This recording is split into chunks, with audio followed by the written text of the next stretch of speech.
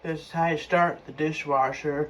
I've already gone ahead and put a little bit of this in to here, and there's all the dishes ready to roll.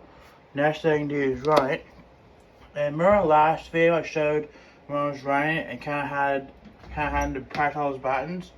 Well, actually, with this dishwasher, all you need to do is press the on button. It takes you a bit to kind of warm up, and then you just close it, and it already starts.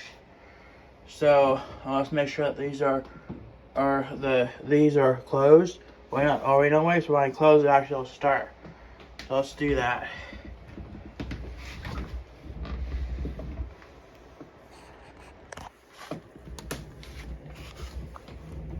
And I've shown this before.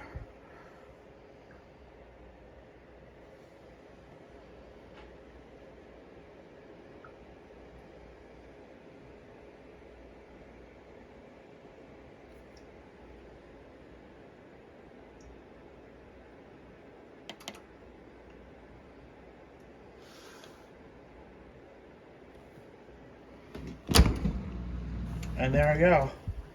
You can hear it is up and rolling.